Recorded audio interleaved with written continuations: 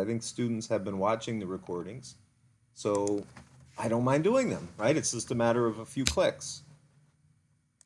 So let's go here to Monday, Wednesday, and if you click on all, you can see your sim books in case you haven't finished your sim books. All right, so if you click on all, you can see the sim books, and you can see the projects. So here we go. Okay, so today we're adding two new ones. Independent Project 2.5, and we're adding the Independent Project 3.4. So by watching me complete them, you will be able to better complete the assignments. I mean, that's just common sense, right?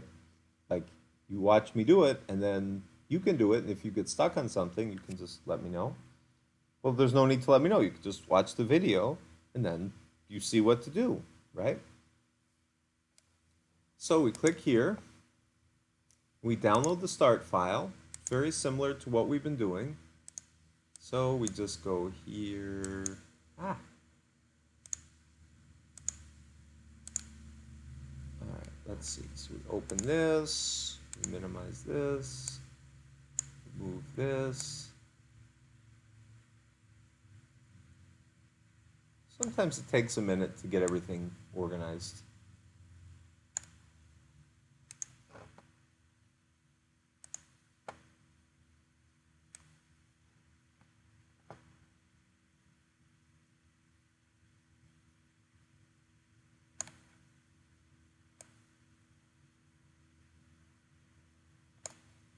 Okay. Okay, great. So we check here and we see these instructions are compatible with both Microsoft Windows and Mac operating systems. That's great, makes life easier. So we're going to review how to create and copy formulas, use the formula auditing tools, a whole bunch of stuff. So we opened it up. If the workbook opens in protected view, click Enable Editing. We did that. The file will be renamed. Okay, that's fine. We did that. Now it says, click the New Prices Sheet tab. So we look down here at the different sheet tabs and we see there's New Prices. Click there. And then we go to the formula bar. So that's the formula. And it says click cell D5. The formula begins with 1 plus D4.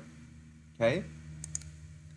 And now we're going to edit the formula in D5 to show $4 to make it an absolute cell reference for the row. Okay. So we put in the $. If I can find the $, there it is. And then we want the $, in front of the H, in front of the column for H5. Okay, so that's there. And now we just press enter. And then we can click here and copy the formula down. Looks good. Check that off. We use the fill handle to drag it down.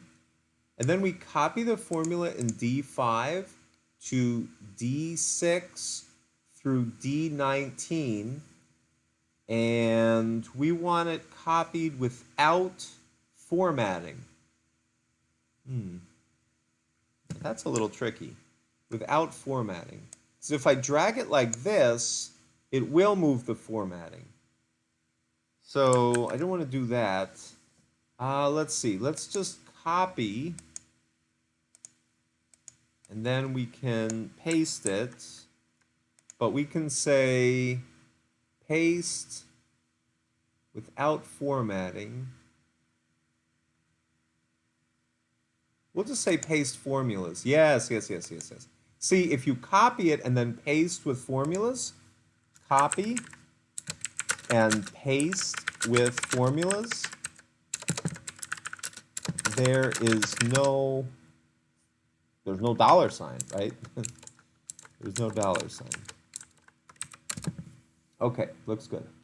So we check here, and then we select cells D5 through D19, and okay, D5.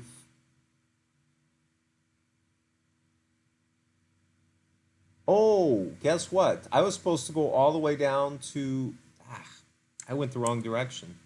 Okay, so I copy this here, and then we want to do D6 through D19. Oh, I was way off.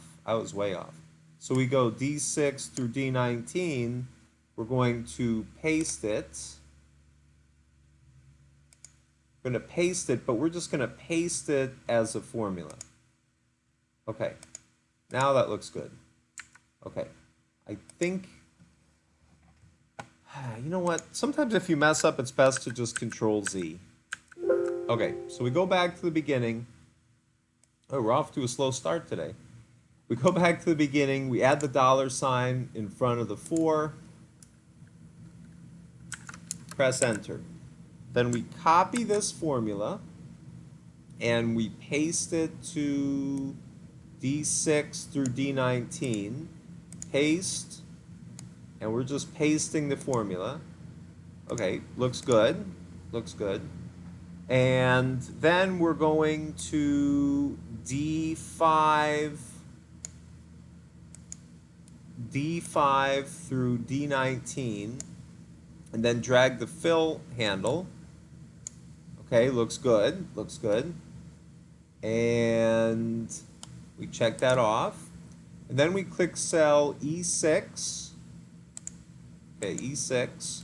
The formula is adjusted to use the percentage value in cell E4 in place of D4. That was the purpose of adjusting only the absolute value for the row, not for the column. Okay?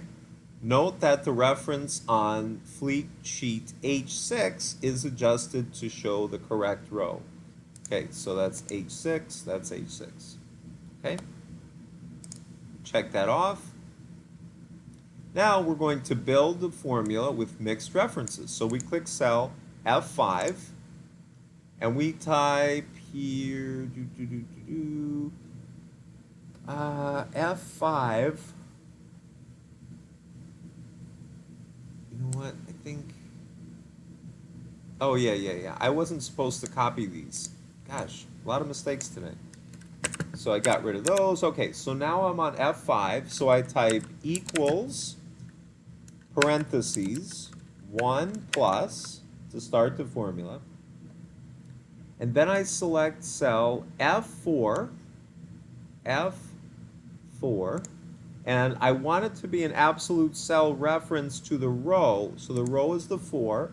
So I put the dollar sign in front of the row, but not the column. And then I'm going to close the parentheses, and I'm going to do the multiplication symbol. So I can check this off. Then I click cell I5 on the Fleet Sheet and make the reference absolute for the column, but not the row. So I go to the Fleet Sheet, and I click on I5, and we got to scroll over here to I, click on 5, and we want the reference absolute for the column. Column is the first number, so we put the dollar sign there, but not the row. Okay, and we check that off. Then we copy the formula down column F. Okay, copy the formula down column F. Where was I? There I am. Copy the formula down column F without formatting to preserve the border. So let's copy that, and then we paste it down here. Paste. We'll just paste the formula. Okay, looks good. And then we check that off. Now we format cells F5 through F19 as currency. Okay, there is currency, good. And then copy these cells to these cells over here. All right, that looks good. Check that off. Now we build an if function formula. So click the fleet sheet down here, and then select G5. And we want rental boats with a stove in the galley must seat 8 or more people. Okay, so we're going to create an if function. So we just type in here if function equals if the logical test is seats, if it is greater than or equal to 8, then we are going to say yes for the value if true, and then we are going to say no if the value is false. Okay? And we say enter, and then we're going to copy the cells down here. Let's see if we can do it a different way. We drag it down, and then we click here and we say, yes, we can say fill without formatting. Looks good. So you can also do that through the fill handle. And then we can say, we did that for G, all right? Now we're going to go to B21. So we go to B21, and we're going to insert the today function. So we're going to say equal today. Okay, so it's 10/18/2021. And then we want this particular format. So we have to go here to, the date type. And we are looking for more number formats. We are looking for March. Yes, that's it. Month, day, year. Say OK. Check this off. Actually, just check that off. Okay, create a division formula. Click the Bookings Sheet tab and select cell F5. So we go down here to F5 and calculate the average revenue per passenger by dividing the fee by the total number of passengers. So you just click on equals E5 divided by D5 and say enter. And then just copy the formula in F5 through F6 through F19. Looks good. Check that off, check that off, check that off. Now, create and copy a COUNTIF function to count bookings by boat manufacturer. So select cell D27, okay, D27, and we're going to start the COUNTIF function from the statistical group. So we go here to COUNTIF. Well, you can just type COUNTIF too. So you say COUNTIF equals COUNTIF, and now the COUNTIF, the range, they're telling us to just use the absolute cell reference from C5 through C19. And then we are going to set the criteria to select all boats in the Beneteau group. Let's see. That's fine. Using your phone is fine. I mean, it's smaller, but it's okay. And I am recording this, so you should be in good shape. So let's see. So the criteria is going to be all the boats in the Beneteau group. The criteria is BEN. Yeah, attendance. BEN. As long as you're in the voice channel, it's fine. If you type the formula, include the quotation marks. Well, we are definitely typing the formula, so we put the quotation marks. And then we say enter. So there are 5 Beneteau boats. And then we're going to copy this formula down. So we just drag and drop. Okay, but now we have to change this to Capri. And then we have to change this to Catalina. And then we have to change this to Hunter. Okay? So we check this off, check this off, check this off. Now we are going to create and copy a SUMIF function to calculate the total revenue by boat make. So we select cell E27 and we're going to select the SUMIF function. So we're going to have to type equals SUMIF, and they're giving us the range. So we're saying, okay, we want C5 through C19 as the range. And then the criteria is going to be BEN asterisk, which is wild card. And then we are going to say the sum range argument is going to be cells E5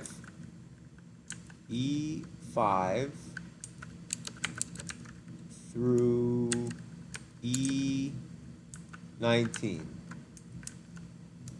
And then we do that, and then we say okay, then we copy this down, and now of course we are going to have to change from BEN to CAP.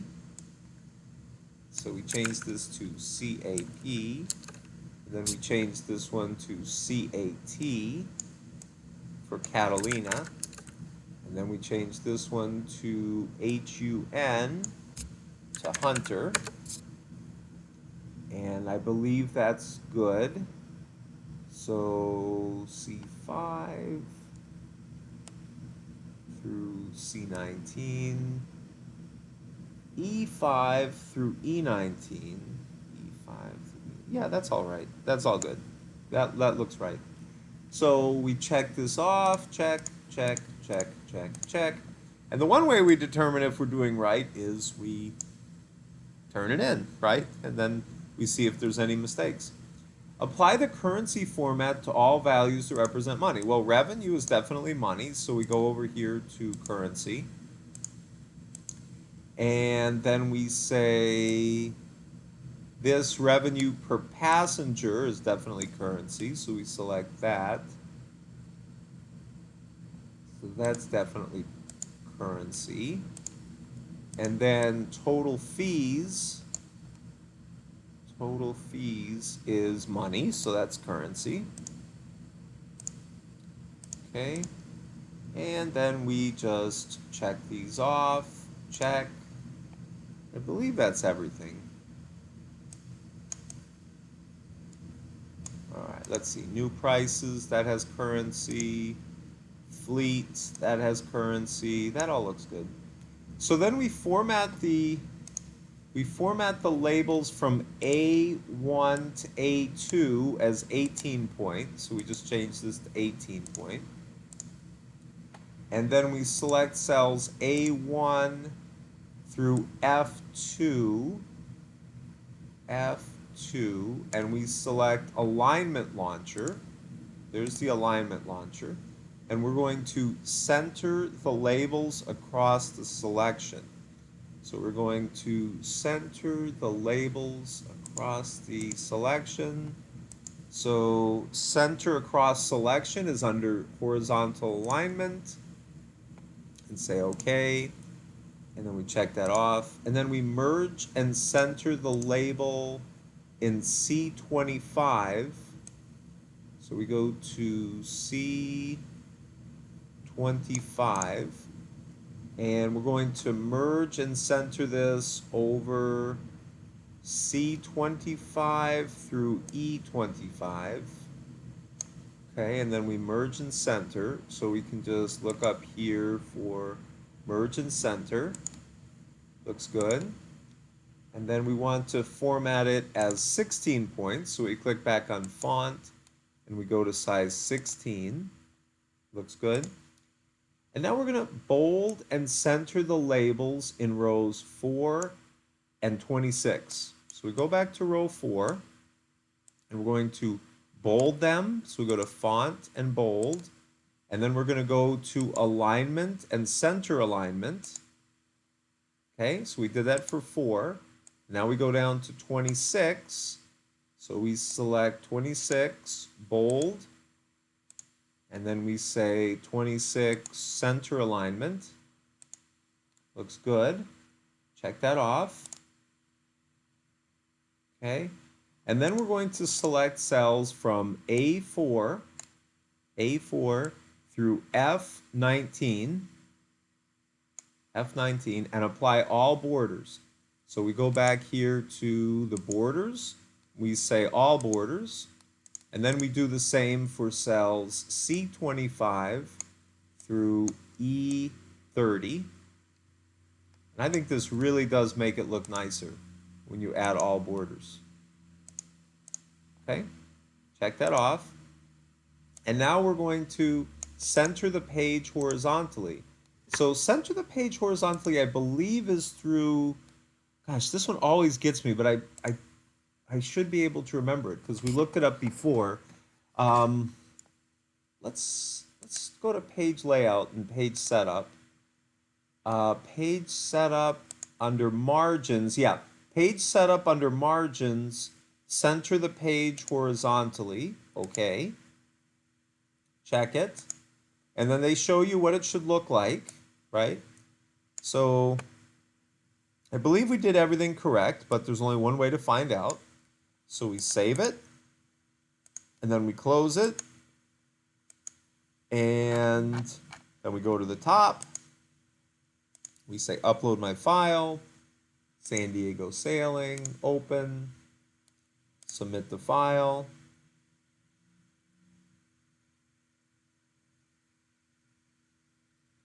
Perfect, that's what we want to see, 100%.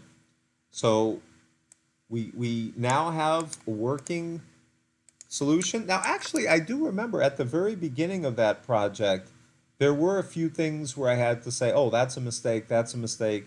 So, you know, when you're rewatching the video, definitely remember that yeah, you can get a perfect score, but is this the easiest stuff in the world? No, you do have to think, and there are some leaps you have to make. But it's so important that, you know, right now we have 24 students who are signed in, listening, paying attention, and this is how you learn Excel. You just keep doing practice, practice, practice. And I'm a big believer in no matter what you go into, knowing Excel is going to be important. So I hope you can tell that there's some excitement in like my feeling for this class, because it's not just something, oh, I have to do it just to get this credit and then I move on and it never matters. Oh, this is important for the future. Okay, so Excel 2019 in practice, independent project 3-4. So let's move on to this one. And this one, there is difference between the Mac and the Windows, but that's okay. So I'm going to do it with Windows. So now we click here on 2019. Very good. We're going to enable editing, drag it over. Great. Okay. So for this project, you are going to create a column chart to illustrate April through September revenue for classic gardens and landscapes. You'll also build a pie chart to graph the proportion that each category combines to total revenue. Okay? So here we go. Open the start file. We opened it. Check it off. Create a custom clustered column chart for cells A4 through G9. Okay, A4 through G9. So we're going to insert a clustered column chart. Clustered column chart. So let's see, which one's clustered column? This one's probably clustered column, right? Yeah, that's clustered column, so we click on OK. And we're going to move the chart so its top left corner is at cell A12. Okay, so we're going to drag it over to A12. So we have to just drag it over here to A12. Okay, looks good. A12. And then size the bottom of the chart to reach cell H30. H30. And now it's at H30. Okay, looks good. Edit the chart title. Edit the chart title to display the CGL. Chart title is going to be CGL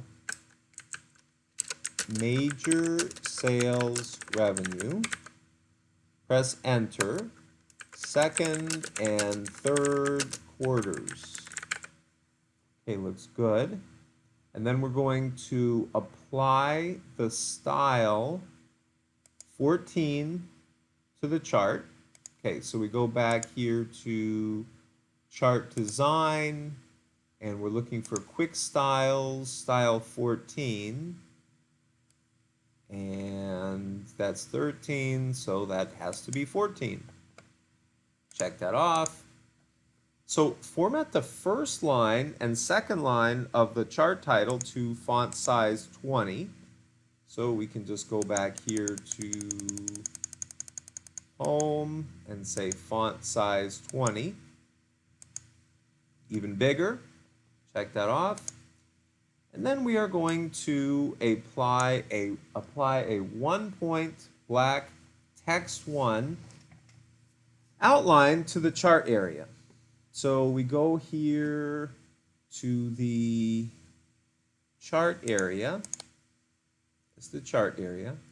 And we are going to apply a outline to the chart area. So we say here, where is that? Now, shape styles, current selection.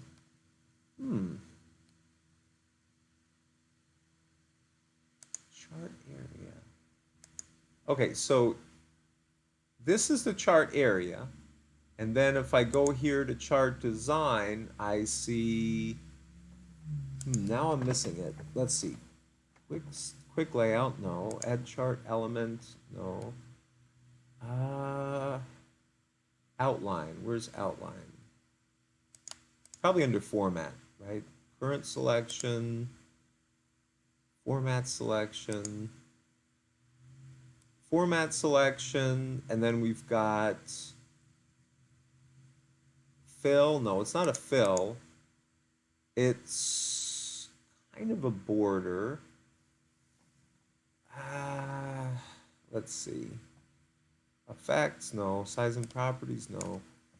I'm getting stuck. Let's see. We want outlines. Where are outlines? Quick styles, no. Change chart types, no. Where is it? Outline. Okay, welcome. You just walked in for me to be stuck on something. Let's see. Second column.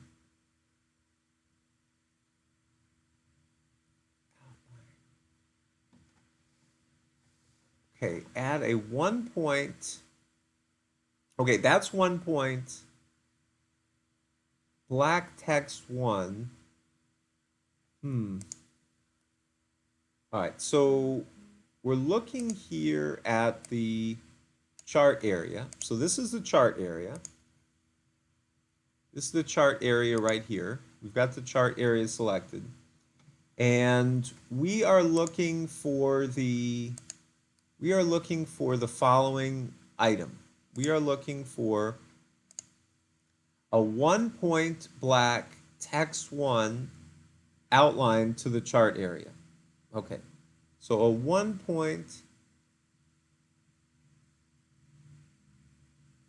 Okay, so we see here the width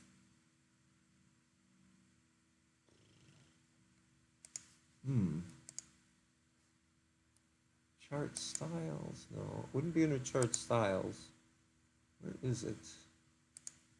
Change colors. Axis, chart titles, data table, trendline. No, we don't want to add any elements. It's got to be under format. So we go here to format, and we see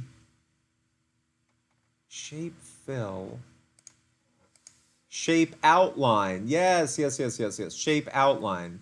Weight, 1 point. Yes, yes, yes. That's it. So you go to shape outline. It has to be that. So it's shape outline, 1 point. So black text 1. So we go here to color. We go black text 1. Yes, yes, yes, yes, yes. Okay, that really shouldn't have been that hard for me. But sometimes you get stuck on things, right? So sometimes you get stuck. And yeah, it was definitely under format. So to show you what we did is we just clicked on the chart. We go here to format. We go here to shape outline, and then we go to weight, 1 point, and change the color. So definitely took me too long, but sometimes that happens, right? Like you're doing this and you say, I know I've done this before, but I'm stuck. And that's okay. Now we did it and we check it off. Verify that the chart is still selected. Yeah, it's selected.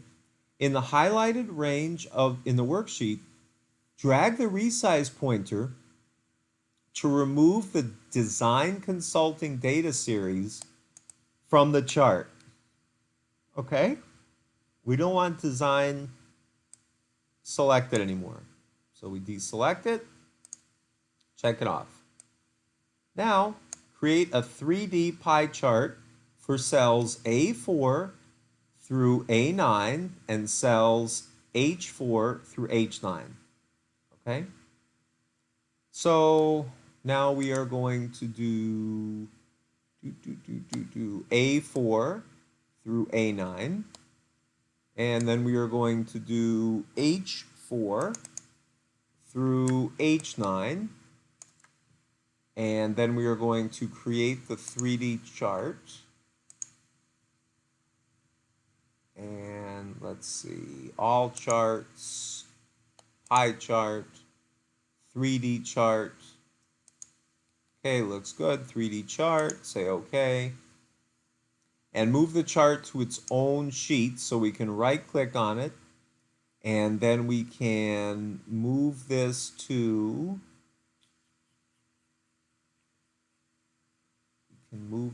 where? Let's see, we want to move this chart here to where?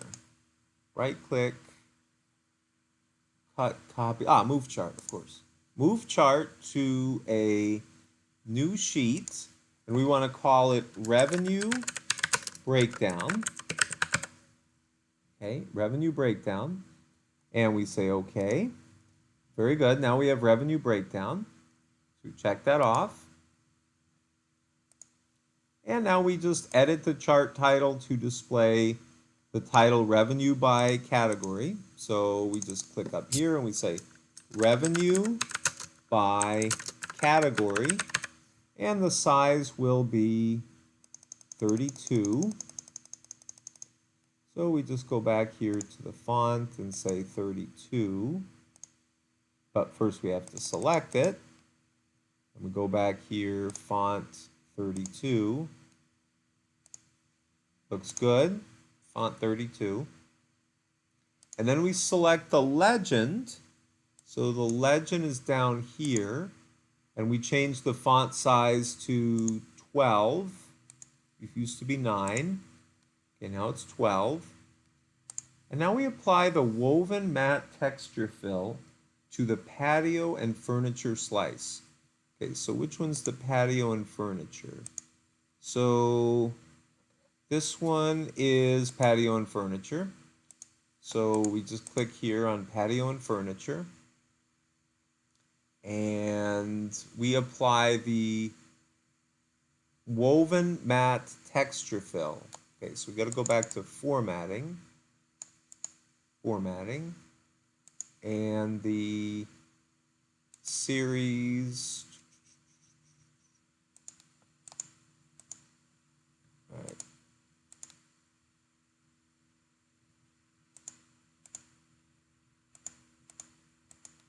Okay, so we apply the woven mat texture fill to the patio and furniture slice. So let's actually go over here to, sometimes it's easier if I maximize everything. Let's go here to format. So we are looking at format selection. So the format data series we're looking at is we're looking at series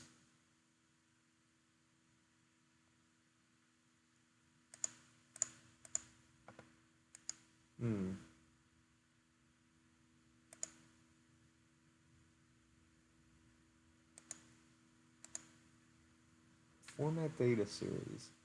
But I don't want series total, I want series landscape. Patio, series patio. So series patio. This isn't gonna work, is it? No, that doesn't work. Huh, okay. So flummoxed again and almost done too. Darn. So how do I how do I do this? Let's see. So patio and furniture slice. Patio and furniture slice. Maybe if I double click on it. Let's try that. No, that's not working.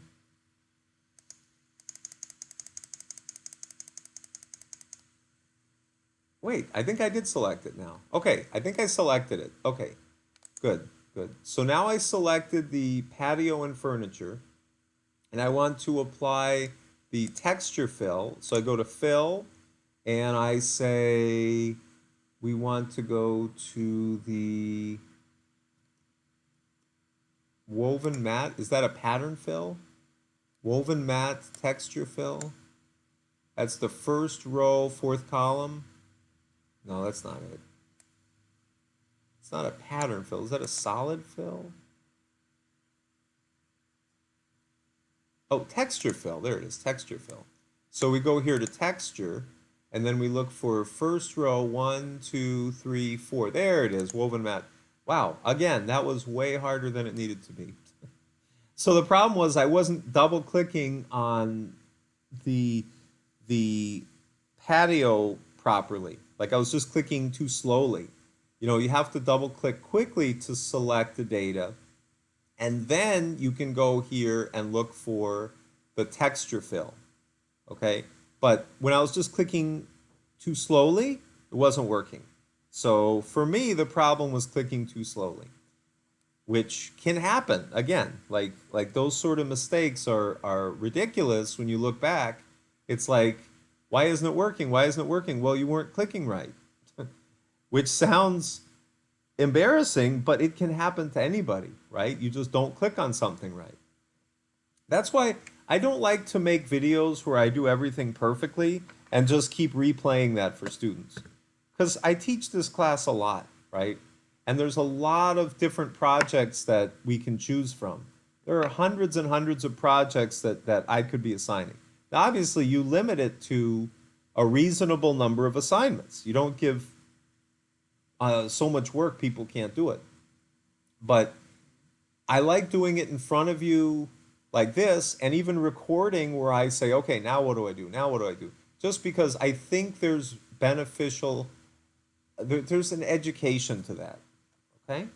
So we just click on this, and then we go select the pie shape and add data labels. So we select the pie shape.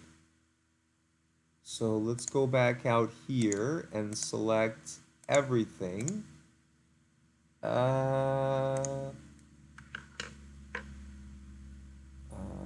Let's see. 11:30.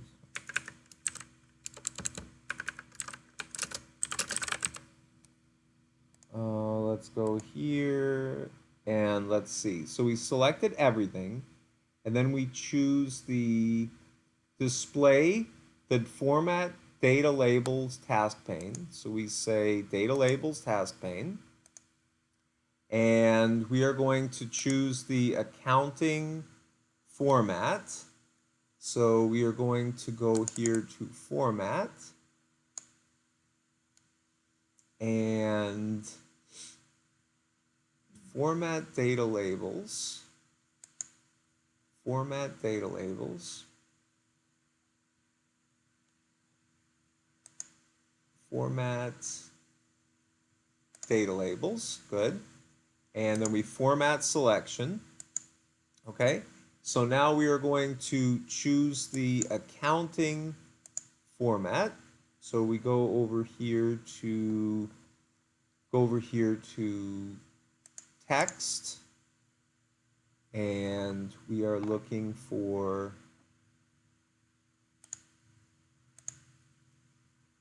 we're going over here for the data labels, and under the data labels we'll go to the text box, and let's see, text outline, and let's see,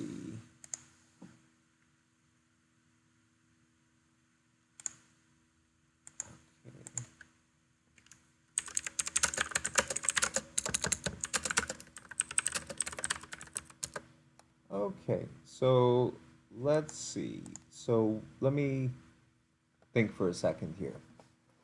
We are going here to label options for data, text options.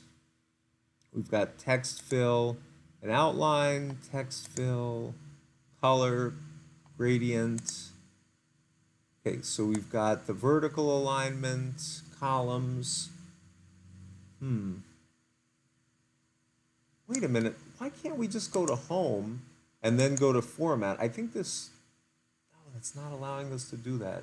Darn. Let's see. So I'm missing something in here.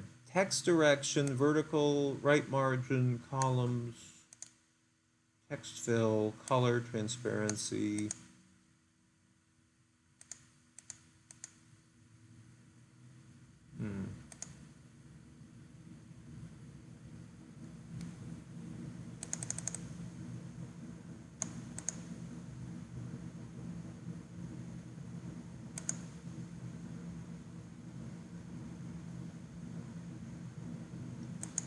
All right, let's see.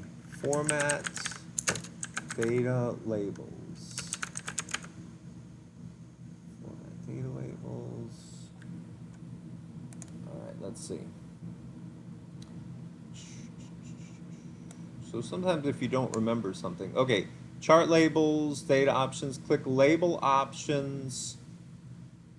Okay, so we go here to chart design, add chart elements, data labels.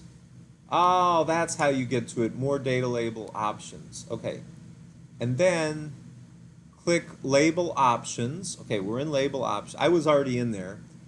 And then we want to say under label contains. Oh, okay. So label contains this. I don't think I scrolled down far enough, honestly. I don't think I scrolled down far enough. So now I'm choosing the accounting format, good, and 0 decimal places. 0 decimal places. And then we change the font size to 14. So we change the font size to 14. Okay, to font size to 14. And then we go here to, where's the font size to 14? Label options, best fit, symbol, format code. Okay, so I think we did that. Good, we did that part. Close that part. And then we close that part. And then we go back here to home. and then we click on home and we go to font 14, and then we go to bold, and now it's looking good. Okay, so now we deselect the chart and check that off. So we save it, we close it, and we scroll up here. Now I'm a little more worried something didn't work here because I think I had more problems with this one than with the other one. But let's find out. No, perfect. Everything worked. Good. So we go here to 100% and we post it inside. So these are the two assignments today, right? Excel requires very close attention, even if you've used it for years. This is just the way it is. Excel is a big project, so a big program. So now you're in college and we're preparing you for all of these great opportunities, the great doors that Excel can open up. But it requires a lot of focus and a lot of concentration. So the nice thing is that we have good attendance during class, we have good participation with the assignments, but you just have to keep it up, right? So we're in the middle of the semester. I should do this. I should make the overall grade where you are right now, just so you can see. It's just a matter of me sitting down and configuring the system to do it, but I can definitely do that, so you'll have like a better idea of where you are. I know I've said that before, but it's just so many things come up. So many students message me. Discord is good. Discord is good because there's good communication with students, but like that's also kind of bad because before, you know, there would be office hours and I would say, okay, I'll be in my office from this time to this time, and then I just answer emails and talk to students, and then that's it. But the way I view it with Discord is when students send me a message, I have a little notification, just like everybody can have notifications, and I try to respond to the student like pretty quickly. So I could be at Walgreens or I could be wherever, and I'll just be, you know, responding to students. So in a way, it's good because I think the good communication is helpful, but in a way, it's kind of rough because, like, part of the thing is when I was doing these projects with you, I mean, this is an excuse, right? Like I do get messages from other students, and I just sort of subconsciously have to, I just have to check them. Like I see, what's the student saying? What's the student saying? So it's probably a best idea if you're doing these projects, and I should do this too, just close off all messages, right? Don't have your phone next to you. Just stay focused on what you're doing, because otherwise your attention gets taken away. And that's probably one of the reasons why I sort of lost my train of thought a couple times. The other thing is Excel is just huge, right? Like there's a lot to remember. Where do I click next? Where do I click next? Sometimes you just need a minute to remember, okay, where do I click? Now, for those of you who have done the SimBooks, have done the other projects, you probably have done a lot more Excel now than you ever have in your life. But you still have not done as much Excel as me. And that's why I make these videos so you can pause them, rewind them, see where I clicked. Now, if you get to the parts where like I'm fumbling, you can like skip ahead, right? But might be easier just to watch it all the way through. I don't know.